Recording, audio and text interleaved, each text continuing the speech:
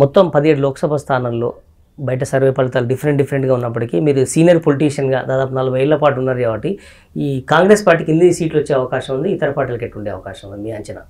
ఇప్పుడున్న పరిస్థితి అయితే కాంగ్రెస్ పార్టీకి ఇప్పుడు ఈ దళిత వర్గాలకు 3 సీట్లు కనుక కేటాయిస్తే ఖచ్చితంగా రేవంత్ రెడ్డి గారు చెప్పే 14 సీట్లు కూడా గెలవచ్చు. అదే పెద్ద ఓకే. ఇప్పుడు ఎట్లా ఇవ్వట్లేదు కాబట్టి మాదిగలకు ఇవ్వలేదు కాబట్టి ఇవ్వకపోవడం అంటే అనుమానం ఉంది.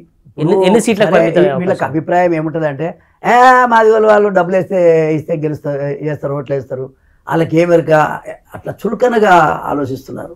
అది పాతకాలం. రైట్. అట్లా అనుకుంటే మొన్న కేసీఆర్ గారిని ఎన్ని డబ్బులు పంచినా కూడా ఓట్లు ఎట్టేసారు, తిన్నారు, తాగి రెట్టేసారు, కాంగ్రెస్ కొట్టేసారు. నిన్న గెలుపు కూడా మాదిగలదే, అది గుర్తుపెట్టుకోవాలి. మీరు కావాలంటే ఓటర్ల లిస్ట్ తీసుకొని ఓట్ల బూతులలో ఏ వాడలు ఎన్ని చూసుకోండి. మీరు చూసుకోండి. నేను ఒక దళితుడు ఒక మాదిగ బిడ్డగా చెప్తున్నా, మొత్తం ఈ పార్టీని గెలిపించిందే మాదిగోళ్ళు. నిన్న మొన్నటి దాకా అంతా పెద్ద కులపల్లంతా ఎక్కడున్నారు? కేసీఆర్ దగ్గర ఉన్నారు. మళ్ళీ ఒక్కొక్కరు వస్తున్నారు. అవును. అసలు అప్పుడు రానోడు ఇప్పుడు అవసరమా? ఓకే. అప్పుడు రానోడు అవసరమా? లేకపోతే సర్వే చేయనియండి పార్టీలో. రైట్. తెలంగాణ ఓ పక్క జరుగుతుంటే ఏపీలో కూడా ఇప్పుడు అసెంబ్లీ ఎన్నికలు అండ్ లోక్సభ ఎన్నికలు 2 కూడా రాబోతున్నాయి. మీరు మొదటి నుంచి కూడా చంద్రబాబుకు సపోర్ట్ చేసుకుంటూ వచ్చారు.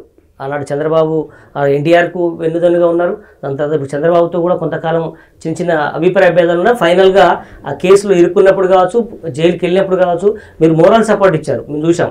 ఇప్పుడున్నటువంటి పరిస్థితిలో ఎటువైపు ఇక్కడ ఫలితాలు ఉండే అవకాశం ఉంది ఏపీ? నేను వాస్తవంగా చంద్రబాబు విషయంలో కూడా కొన్ని విషయాలు డిఫరెన్సెస్ ఉన్నాయి. కాదు ఇలా వాస్తవంగా నా పరిస్థితి ఇట్లా కావటానికి కూడా ఆ పార్టీ ఇక్కడ లేకపోవటమే. ఈ లేకపోవటానికి కారణం కూడా మరి ముఖ్యమంత్రి గారు అంటే మాజీ ముఖ్యమంత్రి గారు చంద్రబాబు నాయుడు కూడా దీంట్లో ఆయన పాత్ర కూడా ఉంది. ఓకే. కానీ ఒకటి ఏంటంటే మేము ఒక ఎన్టీ రామారావు శిష్యునిగా ఆ జెండా ఆ పార్టీ బతికుండాలని కోరుకుంటాను. నేను స్వార్థం ఉంది నాకు.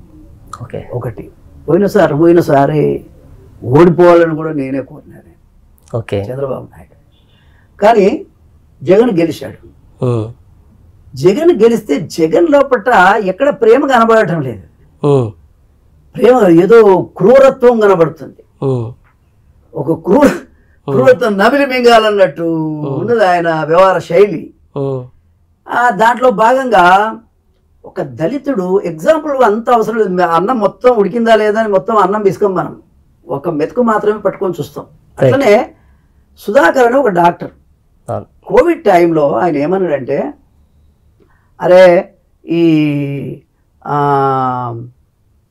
ఇవేంటి మాస్కులు లేవని ఉంటే బాగుండు, గవర్నమెంట్ సప్లై సరిగా లేదని ఒక మాట అన్నట్టున్నాడు.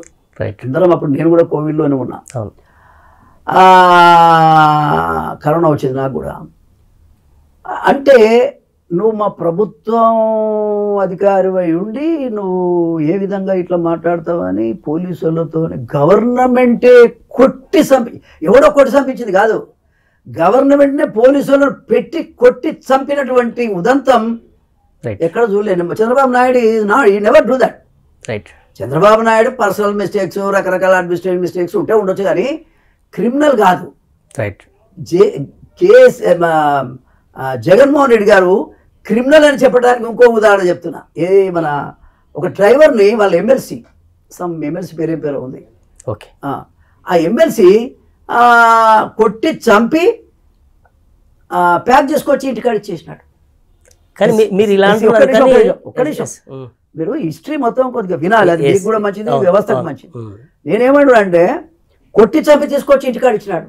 అట్లా 10-15 మందిని యువకులని రకరకాలుగా కొట్టి చంపినారు. ఓకే.